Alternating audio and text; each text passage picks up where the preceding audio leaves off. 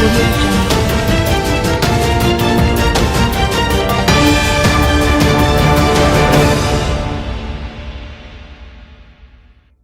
आज हम बात करेंगे अशोकवदन का।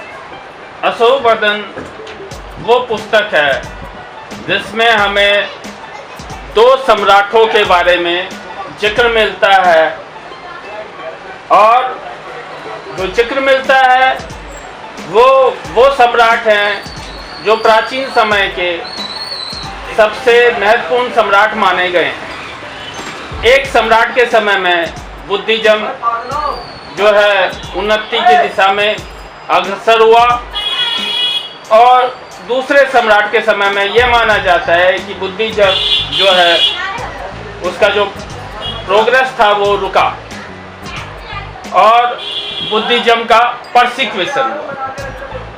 और ये परसिक्यूशन का जो शब्द है, प्रताड़ना का जो शब्द है, वो अशोकवदन ही में हमें प्राप्त होता है, जिसमें यह बताया गया कि पुष्यमित्र शुंग ने जो है उन्होंने किंग अशोक के समय का जो 84,000 स्तूप थे उनको नष्ट करवा दिया, और कई जो है भिक्षुओं को उन्होंने दंडित किया, मार दिया। ये हमें मिलता है अशोकवदन। अब हम इस अशोकवदन को पूरे डिटेल में हम पढ़ते हैं और बताते हैं कि इनमें क्या क्या जो महत्वपूर्ण चीज़ें हैं वो हमें मिली है। पहला कि अशोकवदन का कोई भी लेखक के बारे में जिक्र नहीं है, ना तो इसके संस्कृत टेक्स्ट में जिक्र है, ना ही इसके चाइनीज वर्जन में जिक्र है। ये इसमें जो 3 of the 4 chapter of the Ashokavadana passage are produced from Sutralankara of अश्वघोष। मतलब अश्वघोष ने जो सूत्रालंकार लिखा है उसी में से 3 चैप्टर इसके मिले हैं। तो ये माना जाता है कि अशोकवदन में जो मेंशन है, दिनार का भी मेंशन है, और दिनार का जो मेंशन है वो 1st सेंचुरी एडी में है। मतलब उससे पहले जो दिनार का जो कहीं पे भी जिक्र नहीं होता है। और ये एक थोड़ा अचंभे की बात है कि जब इसमें कहा जाता है कि पुष्यमित्र शुंग ने भिक्षुओं को दंडित करने के लिए जो धनराशि दिया, लोगों को दिया कि भाई एक भिक्षु को यदि आप मुझे सौंपेंगे तो मैं आपको 1 दिनार दूंगा। तो ये जो है इसका जो काल खंड माना जाता है वो 2nd सेंचुरी एडी का माना जाता है। पुष्यमित्र शुंग में जहाँ एक तरफ हमें ये पता चलता है कि पुष्यमित्र शुंग ने भिक्षु लोगों को, बौद्ध भिक्षु लोगों को प्रताड़ना दिया, वहीं पे एक दूसरा एस्पेक्ट भी हम इसमें देखते हैं कि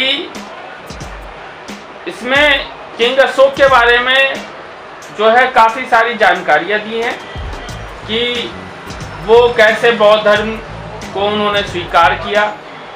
इनमें जानकारी मिलती है हमें उपगुप्त के बारे में कि कैसे वो महान भिक्षुक थे, और हमें ये भी जानकारी मिलती है कि किंग अशोक का एक भाई था बिटाशोक, और उन्होंने उसका जो भाई था बिटाशोक उसको उन्होंने नहीं मारा था।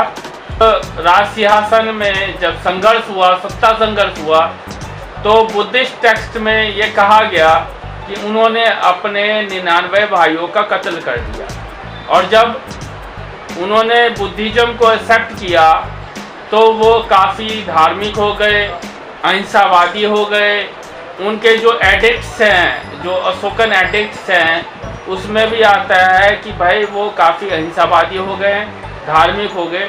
लेकिन जब अशोकवदन हम पढ़ते हैं तो एक परसेप्शन जो अहिंसावादी का, अच्छे राजा का, वो परसेप्शन एक जगह पे आके हमारा टूट जाता है। उसमें अशोकवदन में बहुत ही क्लियर ढंग से दिया गया है।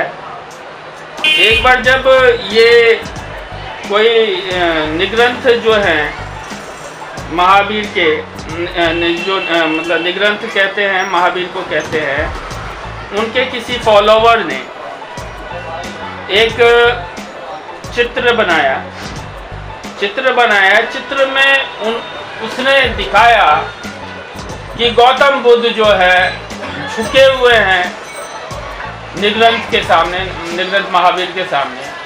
और इस चित्र को देख के ही किंग अशोक को इतना गुस्सा आया कि उन्होंने उसको प्राणदंड देने का हुक्म दिया और उसको मारने का हुक्म दिया। और हजारों जो है जैन लोग इसमें मार डाले गए। इसी तरह का जो है आजीवक संप्रदाय से के लोगों के साथ भी जो है किया गया।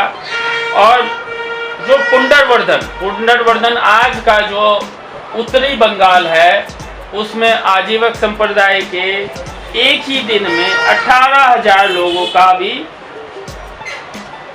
संहार हो गया, उनको मार दिया गया। ये जितने भी जो मारकाट हुई उसमें ये सिमिलरिटी दिखाई देती है कि ज़्यादातर जो चीज़ें हुई उसमें किसी ने चित्र बना दिया और उस चित्र से किंग अशोक इतने आक्रोशित हो गए कि उन्होंने न केवल उस चित्रकार को पूरी फैमिली के साथ जला दिया, बल्कि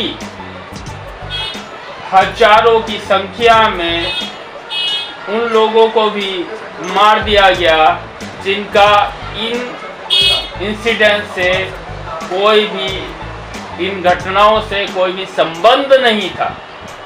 तो और उन्होंने एक जो पूरे साम्राज्य में ये घोषणा करवाई कि जो भी व्यक्ति किसी भी जैन का एक सर लाएगा उसको 1 दिनार असरफी, 1 दिनार दिया जाएगा।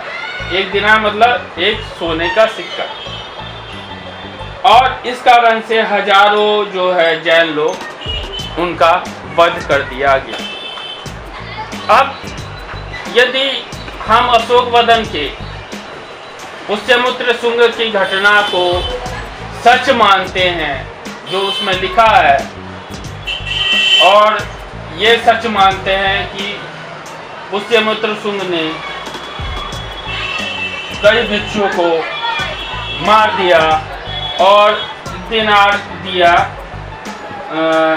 उन लोगों को जो इनको पकड़ के लाए थे, तो ये घटना यदि सच माना जाए तो उसी किताब में किंग अशोक के बारे में भी यही दिया गया है कि उन्होंने हजारों निग्रंथ के फॉलोवर, निग्रंथ यानी कि महावीर स्वामी के फॉलोवर जैन लोगों को मार दिया।